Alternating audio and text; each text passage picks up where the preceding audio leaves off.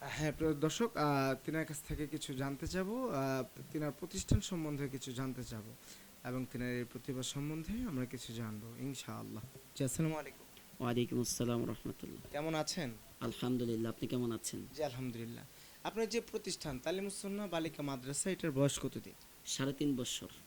3.5 বছর। আচ্ছা, এই প্রতিষ্ঠানে স্টুডেন্ট আছে কতজন? 130 জন। 130 জন, মাশাআল্লাহ। তো যারা ইয়েতিম অসহায় তাদের জন্য কি কোনো সুবিধা আছে কিনা? মাদ্রাসার পক্ষ থেকে বিশেষ ছাড় দেওয়া হয় এনাদের জন্য, ভর্তি এবং বিশেষ ছাড় আছে, ভর্তি প্লাস বেতন। মাশাআল্লাহ। তো আপনার ফিউচার প্ল্যান কি? মানে এই প্রতিষ্ঠানকে আপনি কোন পর্যন্ত নিয়ে যেতে চান, বা এটা কি যতদিন বেঁচে থাকেন ততদিন চলবে, নাকি বন্ধ করে দেওয়ার কোনো আশঙ্কা আছে? বা অনেক সময় তো দেখা যায় মাদ্রাসা প্যারা, অনেক প্যারা সহ্য করতে হয়। এখন এই প্যারা সহ্য করে কি চালাবেন, নাকি বন্ধ করে দিবেন কোনো এক সময়? ইনশাআল্লাহুল আজিজ, আমি চাচ্ছি যে মাদ্রাসাকে একটা মডেল মাদ্রাসা হিসাবে রূপান্তরিত করার। সেই জন্য আমাদের সর্বপ্রথম প্রয়োজন হচ্ছে এই মাদ্রাসার জন্য এক টুকরা জায়গা। আমাদের সুদূর ভবিষ্যৎ প্ল্যান প্রোগ্রাম হচ্ছে যে আমাদের মাদ্রাসার জন্য এক টুকরা জায়গা, স্থায়ী একটা ভবন হয়।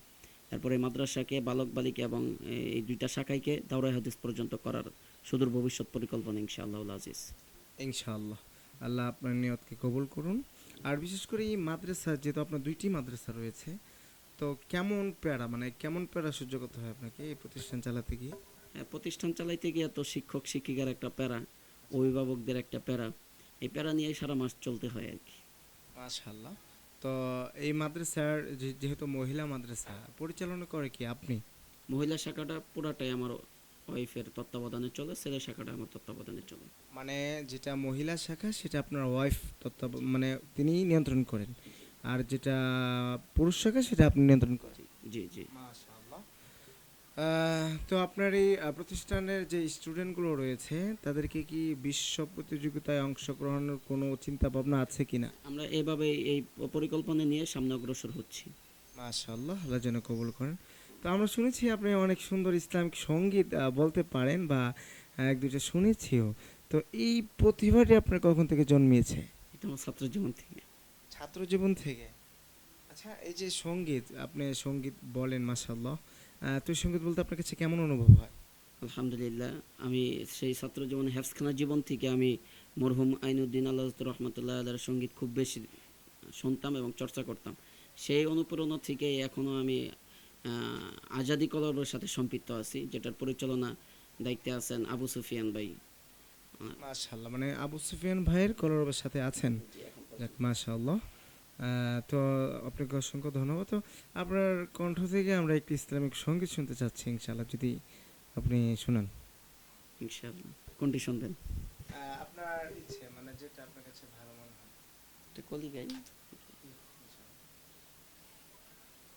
আমার মন মজে এর গাইতে পারেন। মন মজে এটা অনেক ভালো একটি ইসলামিক সং।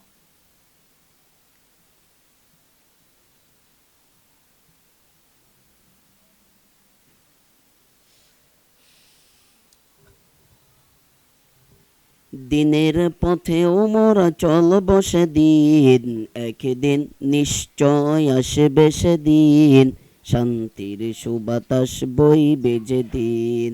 একদিন নিশ্চয় আসবে সেদিন, শান্তির সুবাতাস বইবে যেদিন। দিনের পথেও মোরা চলব সেদিন, দিনের পথেও মোরা চলব সেদিন, একদিন নিশ্চয় আসবে সেদিন, শান্তির সুবাতাস বইবে যেদিন। থাকবে না অবিচার, থাকবে না দুঃখ, সততার পরীরা এনে দেবে সুখ। থাকবে না অবিচার, থাকবে না দুঃখ, সততার পরীরা এনে দেবে সুখ। সুখ পাখি এ ধরাতে হবে রে আসিন, সুখ পাখি এ ধরাতে হবে রে আসিন, একদিন নিশ্চয় আসবে সেদিন, শান্তির সুবাতাস বইবে যেদিন।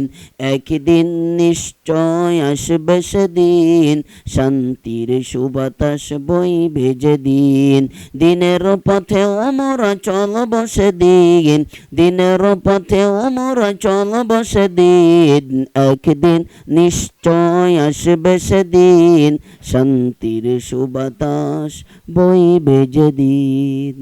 মাশাআল্লাহ মাশাআল্লাহ, চমৎকার গেয়েছেন। কে লিখেছে এই সঙ্গীত? এটা মরহুম আইনুদ্দিন আল্লাহ রহমতুল্লাহ হাতের লেখা এটা। মাশাআল্লাহ, এটা কি এখনো পাবলিক হয়নি? জি, কার কণ্ঠে? এটা কলরবের বিভিন্ন শিল্পী থেকে এটা। মাশাআল্লাহ, আপনার কণ্ঠ থেকে আমার মন মজায়ের সঙ্গীত একটু শুনতে চাচ্ছে। বুঝলে গেছি গে। আমার মন মজাইয়া রে, দিল মজাইয়া মুর্শিদ নিজের দেশে যাই। মনে নাই তার? আচ্ছা মাশাআল্লাহ, প্রিয় দর্শক, চমৎকার গেয়েছেন আমার ভাইটি। সকলে দোয়া করবেন, তিনার প্রতিষ্ঠানের জন্য দোয়া করবেন।